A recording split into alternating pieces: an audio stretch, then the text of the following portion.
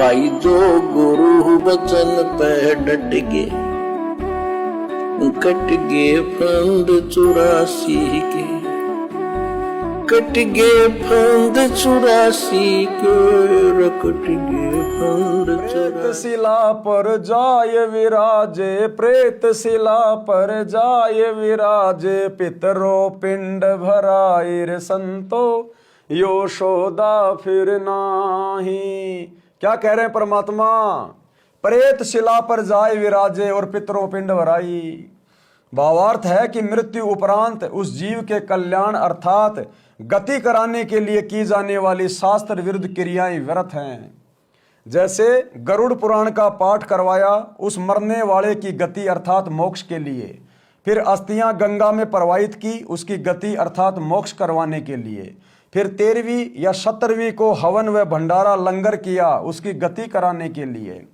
पहले प्रत्येक महीने एक एक वर्ष तक महीना क्रिया करते थे उसकी गति कराने के लिए, फिर छठे महीने 6 माही क्रिया करते थे उसकी गति कराने के लिए, फिर वर्षी किया करते थे उसकी गति कराने के लिए, फिर उसकी पिंडोदक क्रिया कराते हैं उसकी गति कराने के लिए, श्राद्ध निकालते हैं अर्थात श्राद्ध क्रिया करते हैं। श्राद्ध वाले दिन पुरोहित भोजन स्वयं बनाता है और कहता है कि कुछ भोजन मकान की छत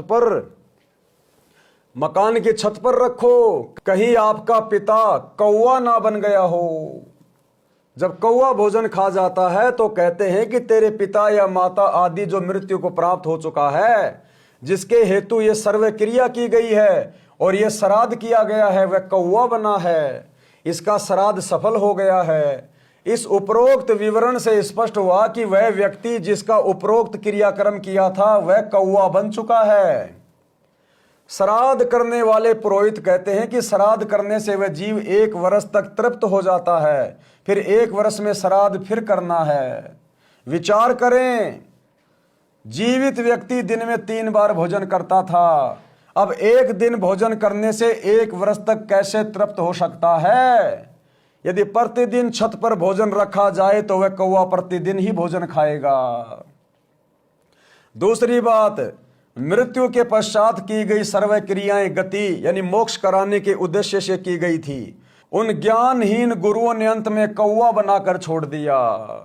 अरे मरने के बाद में उसके परिवार वालों से ना जाने 12वीं 13वीं पूजा पाठ क्रियाक्रम, बरसी, श्राद्ध निकालना, गंगा जी में अस्थियां डालना, ये सारी क्रियाएं क्यों करवाई गई वर्षों तक? कि तेरे पिता की गति हो जाएगी, और अंत में कहते हैं अब तेरा पिता कौवा बन गया। अरे नालायको, उसकी गति करवाने के चक्कर में तुमने उस परिवार को लूट खाया और अंत में तुमने उसको कौवा बना के छोड़ दिया।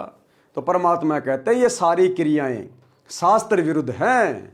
अगर मरने के बाद में इसी प्रकार से अगर गति हो जाए तो भाई मनुष्य जन्म में फिर भक्ति कौन करेगा, शुभ कर्म कौन करेगा? गति तो सतगुरु की शरण में आकर होगी। दूसरी बात, मृत्यु के पश्चात की गई सभी क्रियाएं गति कराने के लिए की गई थी। उन ज्ञानहीन गुरुओं ने अंत में कौवा बनाकर छोड़ा। वह प्रेत शिला पर प्रेत योनि भोग रहा है, यानी वो तो भूत बन के भुगत रहा है। पीछे से गुरु और कौवा मौज से भोजन कर रहा है। पिंड भराने का लाभ बताया है कि प्रेत योनि छूट जाती है। मान ले कि प्रेत योनि छूट गई, फिर वह गधा या बैल बन गया तो क्या गति कराई? क्योंकि 84 लाख योनियां तो भोगनी पड़ेगी। भाई जो गुरु बचन पे डट गे, कट गे फंद 84 के, कट गे फंद 84 के, कट गे फंद 84 के। भाई जो गुरु बचन पे डट गे, कट गे फंद 84 के, कट गे फंद 84 के, कट गे फंद 84 के। भाई जो गुरु बचन पे डट गे,